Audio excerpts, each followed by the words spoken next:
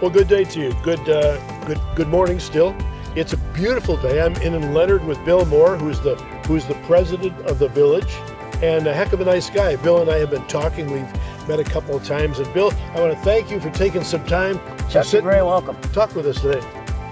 And thank you for suggesting the park. This is a beautiful little park right along the Polly I thought Trail. it would be quite a nice setting.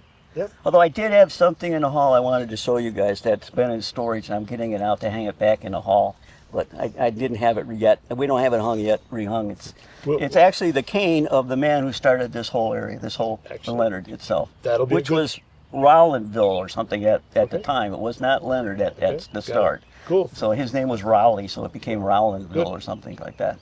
Well, I noticed right behind us here, there are a couple of things. There's a little stone here that must have gotten in the way of the lawnmower, so they put it here. Put it here. What's the story about this park, Bill?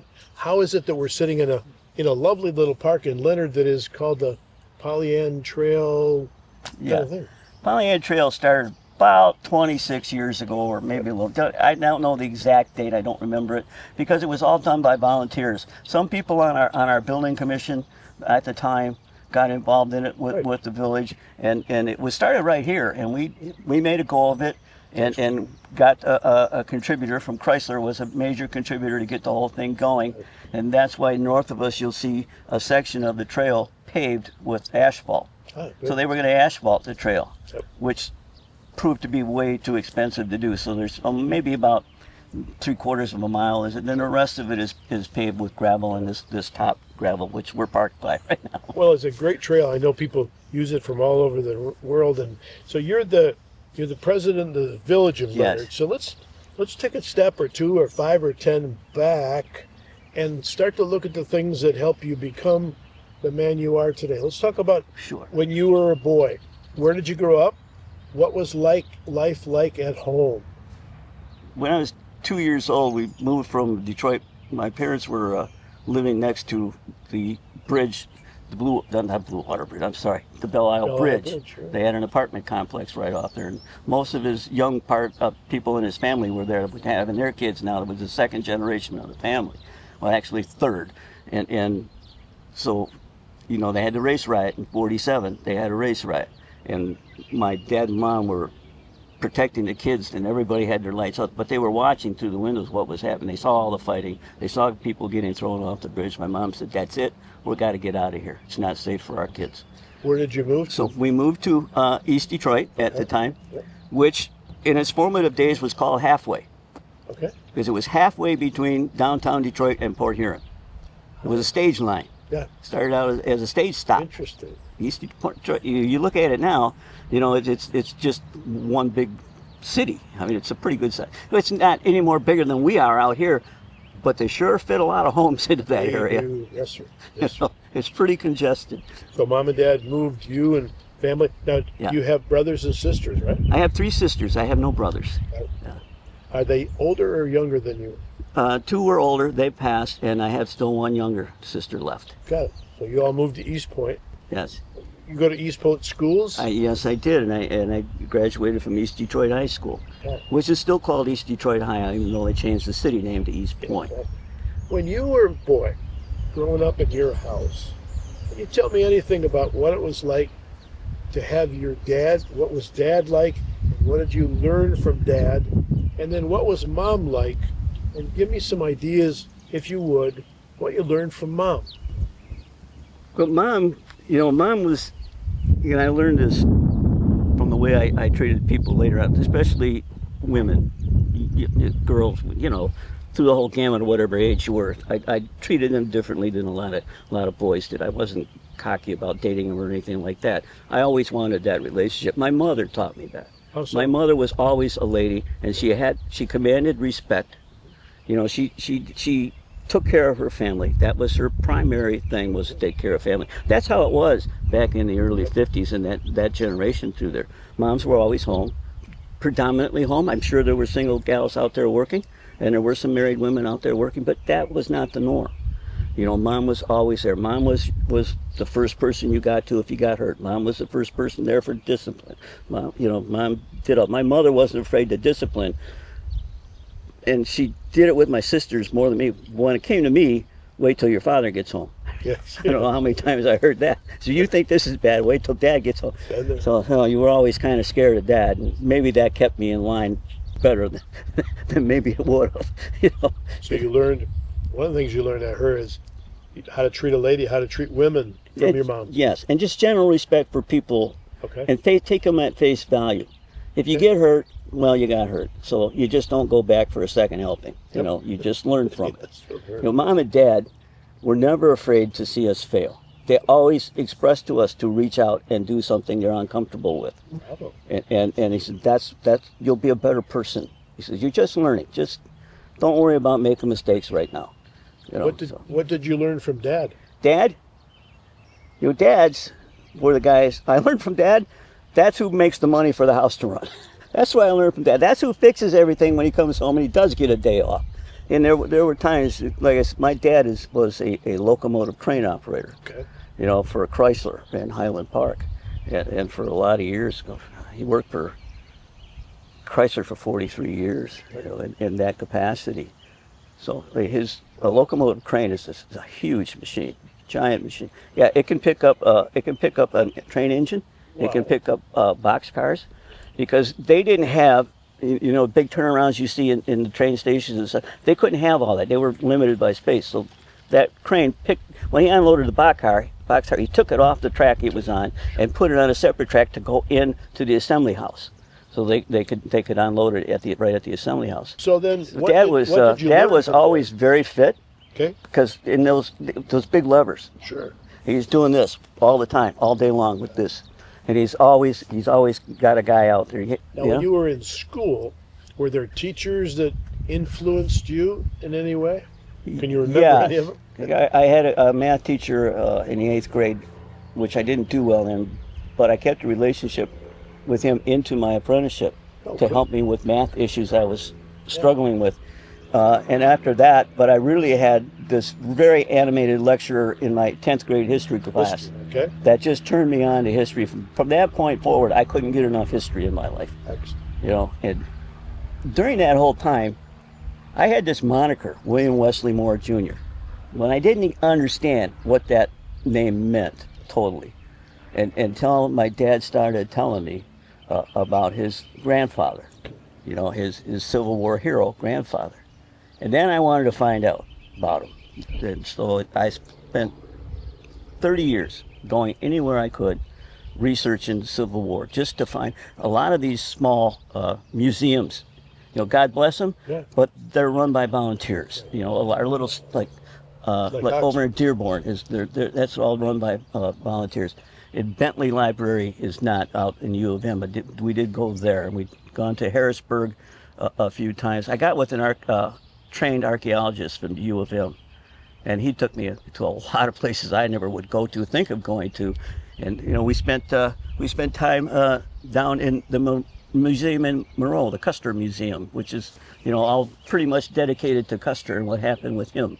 Well, thank you. We're gonna take a break. We're gonna come back to you, your high school year and years after that. But first of all, stay with us.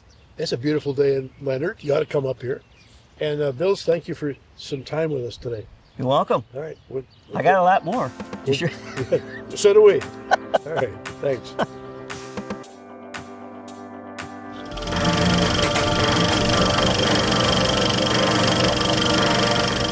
Well, thanks for coming back. We hope you enjoyed. We got a whole change of venue.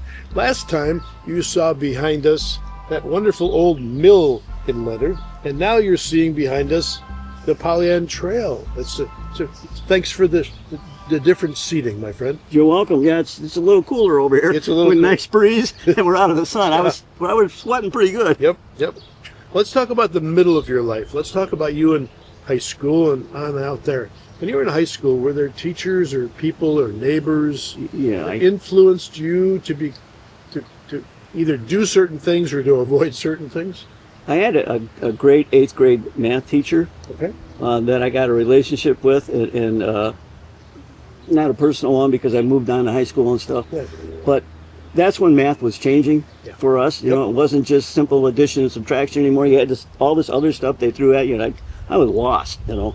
But So starting out, I was lost, but you know, then after that came algebra, and then geometry. I seemed to find my footing. Yeah.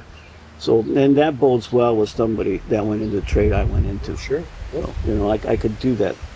I don't want to say Yeah. in my head, but I was pretty good. You had a foundation that helped you Yeah. succeed in your career. And then after that, that same year, that would be 10th grade, was geometry for us. And I got it with the history teacher, who was a great lecturer, very colorful. When he lectured us about, we were still in world history at that point, and he would, all the background he had and said what was going on that wasn't in your textbook and stuff, added to it. And this guy, he's very animated. He's going like this, and he's talking this, and he's doing this, and I said, wow, this is great stuff. Drew you in.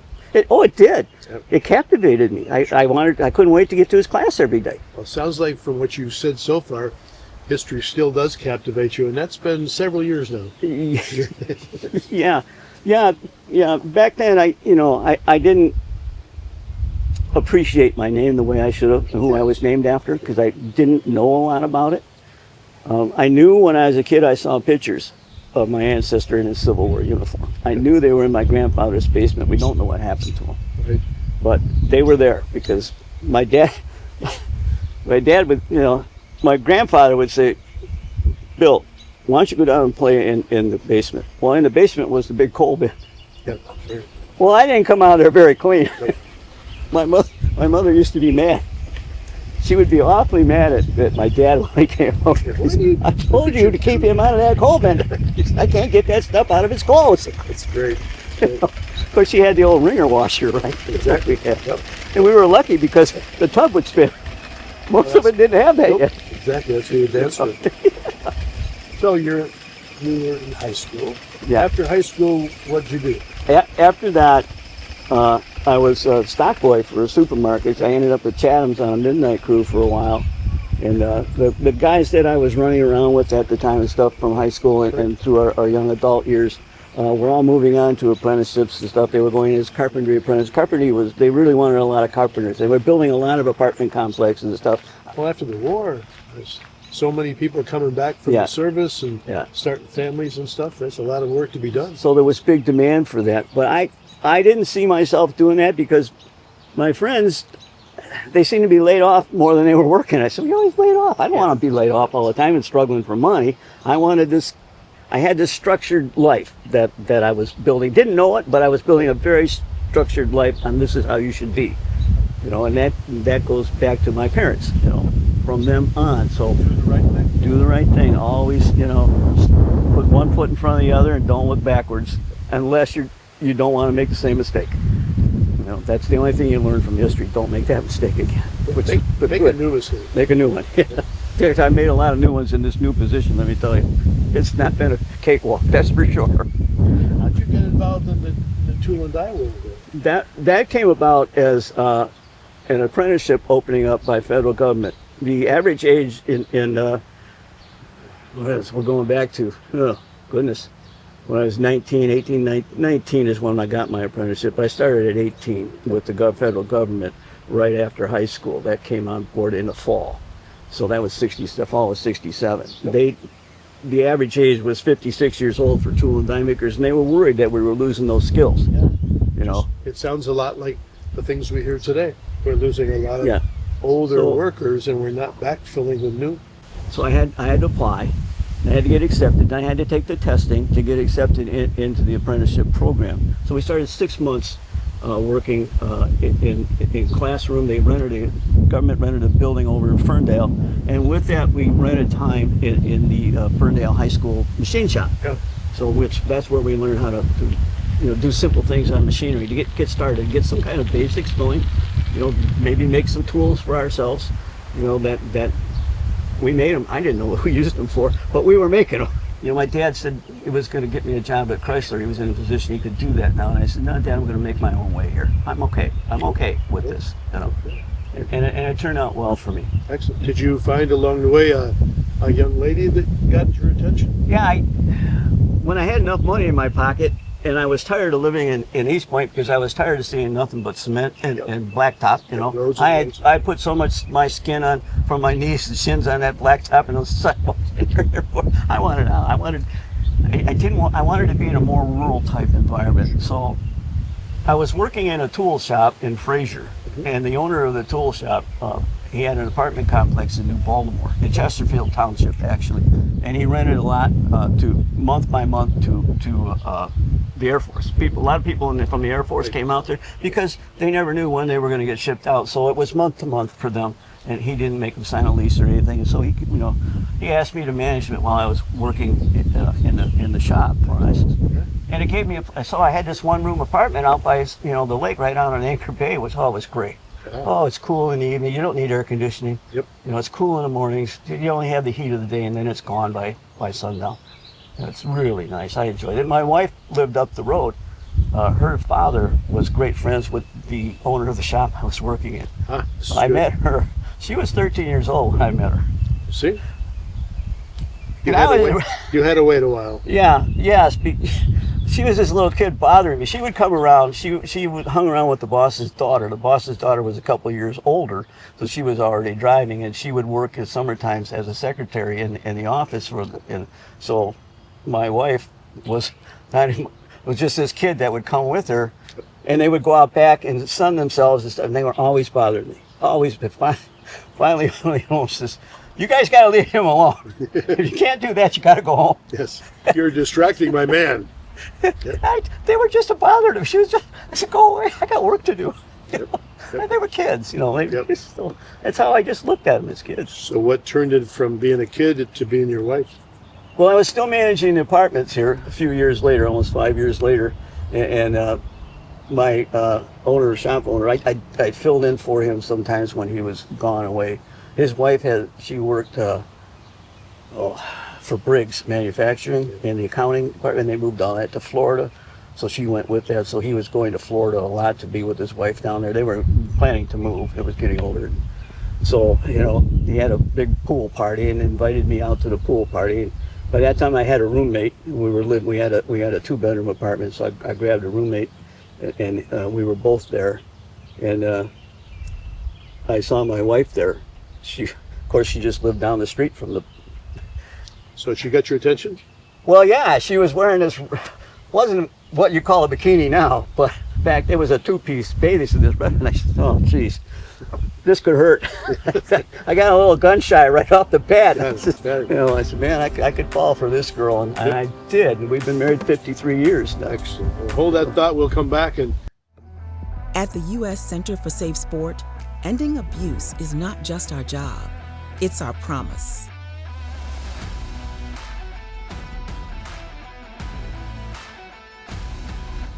Well, thank you for coming back. We got a whole different perspective here. We're on the end of the picnic table, and the trail's still over there. So, let's see. We got you married to obviously a very patient woman. What's her name? Karen. And do you and Karen have any children? Yes, we have 2 boys. So, what have you learned from being married to Karen for all these years? What has that relationship taught you? Wow. You have 30 seconds.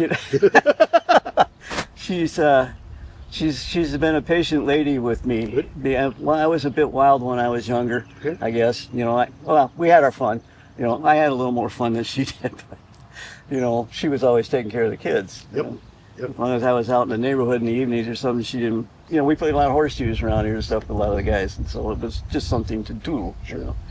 And usually there's beer that goes along with that sometimes. I've heard stories about beer going along with. It goes well with social horseshoes. things. Yeah. So Anyway, she, I tell you, she asked my mother, I wasn't quite 50 yet, and she had asked my mother, "Is he ever going to calm down?" And my mother said, "Well, if he's anything like his father, it'll take him till he's 50. I saw her face go down, and I overheard that conversation with my mother. That's good. My dad's in the background just roaring. Yep. So you said you had a couple of boys. Yeah. My oldest boy is named after myself and his grandfather and his great grandfather. So Does he go by Bill or? he goes by Bill. Yep. Billy. We call him Billy. That was the same way for me growing up. My dad was Bill, and I was always Billy. When they said Bill, and I started answering to Bill as I got to be a teenager, and stuff, it made a little confusing around the household. And younger boy, what's his name? Andrew. Andrew. Yeah. So you Billy, Bill is Bill and Andrew. works. He's a CNC machinist. Yeah. So he's doing well. And Andrew, he's a carpenter, but he's now doing taking care of people. Like there's an older doctor and his wife, and he helps take care of their building problems and takes care of. They have a horse farm out there. What they did at the one time, but they're in their upper 80s now, and it's getting tougher for them. So he fixes stuff around the house, fixes stuff around the barn, and Excellent. you know they have an arena. And I mean, not just a barn; they got an arena. They used to show horses and stuff. So he wants all that up to snuff and in condition. I think they're getting maybe ready to sell because they have quite a bit of property up. How did you get out to beautiful Leonard? I bet there's a story or two there. There is. When we got enough money together to be able to move into a house, we were living in a trailer out by Addison Oaks Park, right across from it, which was a great area, you know. Beautiful. And we moved into a brand new area they were opening up in the back. I think we were the third people back in there, and we backed right up to a wood. So it was kind of where I wanted to be. Yep. Just wasn't exactly everything we needed, you know, but it worked for a while. It was better than an apartment, I thought, because at least you had some green space between your neighbors and yourself, you know. How long ago was that? Oh my goodness. It wasn't long after I hired into General Motors that we moved out here. So then you're out by Addison. Now you're out here in Leonard proper, is that correct? Correct, yes. So how'd you get from Addison up to here? I It's not much of well, a trip. I was working at Pontiac, and I didn't want to be in a ride share program with somebody too far away. A lot of the guys worked in Lapeer, or lived in Lapeer area and outskirts, and they would ride share back and forth to work. And I kind of like to go my own way, I guess. At that point, by that point, I was old enough saying I don't want to rely on other people or anything, or I don't, you know, what if something comes up, you got to leave or something? What do you do? You know, so I just wanted to stay with my own self. So I stuck my compass in the center of Pontiac in the city on a map, and I stretched it out 10 miles, right? And I said, here you go. Here's a 20-mile circle. There's your circle. Anywhere in that circle, we're going to find a house. This one happened to be 22 miles away. I said, a little outside of the circle, but I guess I can give up 2 miles. You just stretch the circle. Yeah, so, and my wife, she had the unfortunate thing of, she was in a head-on car accident when we were young. Yeah, it was not she survived it. I mean, she's, thank God, but she has a lot of problems from it. So there was a lot of problems going forward. We was taking a lot of time off, going to doctors and spending time at doctors. 5 operations on one leg so that she could use it. Yeah. And they told her, look, if you were older, we just freeze it up and tell you to go sit down. You know, done. You know, and they didn't want to do that with her. My kids were just babies. You know. I said, oh, what are we going to do here? You know, Okay. that was just strenuous time. I'm sure of that. But it's, you know, so this is where we live now. Is right over here, just a ways from here. You can't see it for the trees now, but it's a 2-story home with a basement.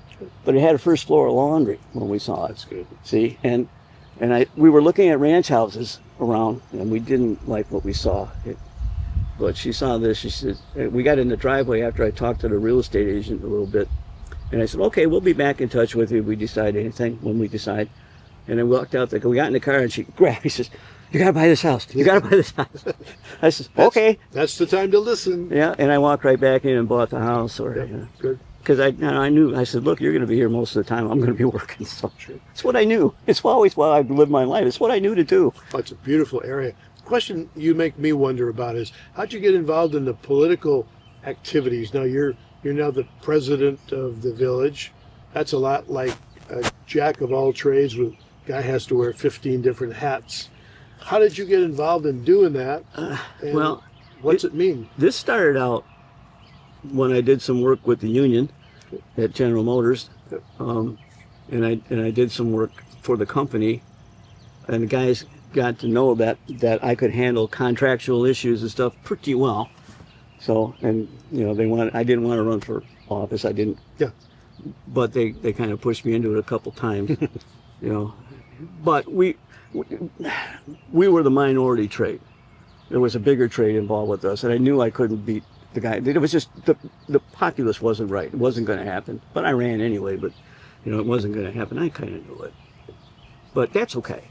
My predecessor, you know, and I had always told him, he was been involved in the community for a long time. Yeah. You know, when I met him at Truck Group, I knew him, but I didn't really know him until we worked together at Truck Group. See? Got it. So it became that. So he knew, he was around when I was doing some union work for the people, you know, and I did pretty well with it. It changed some things that the company and the union did, which were kind of not kosher a little bit, and I found it.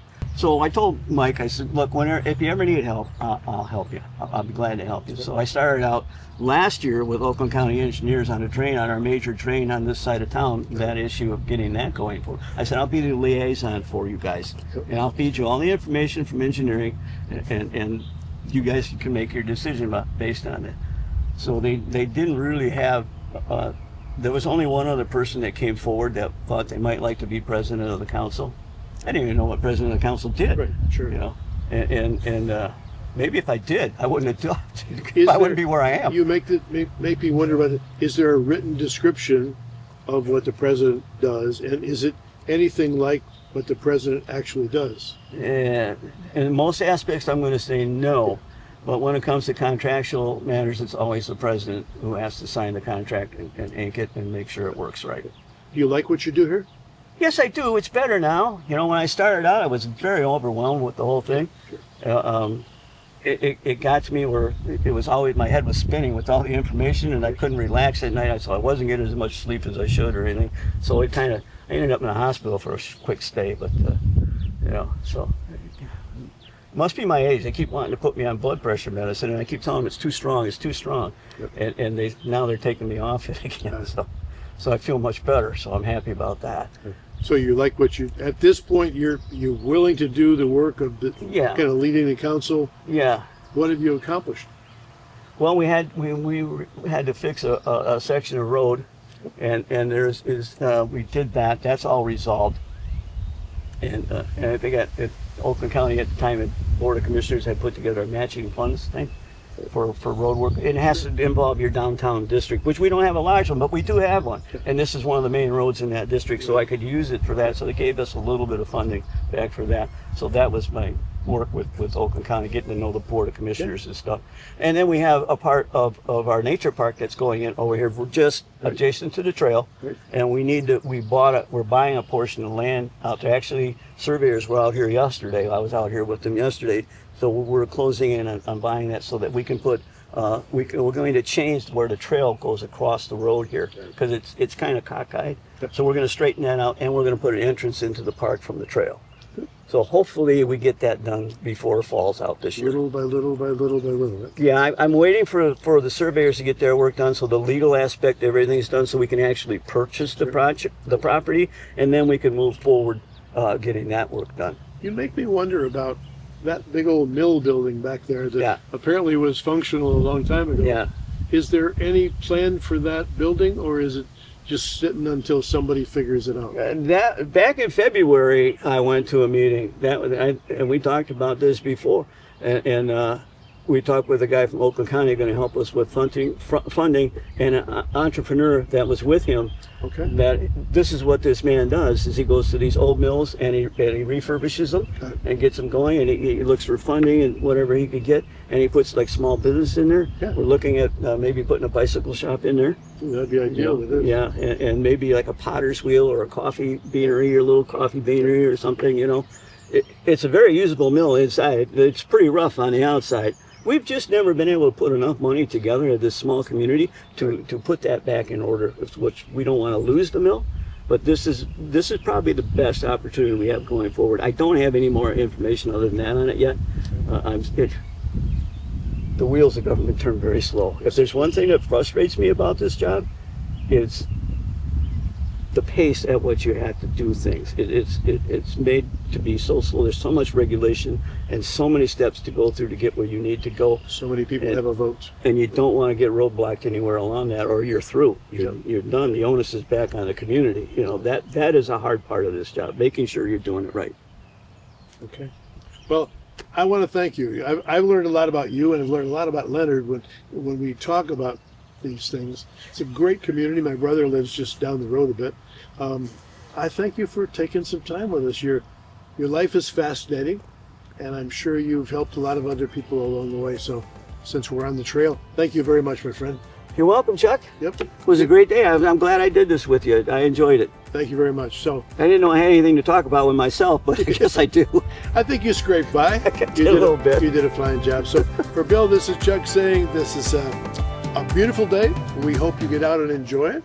And until the next time, from Oxford TV, you have a great day.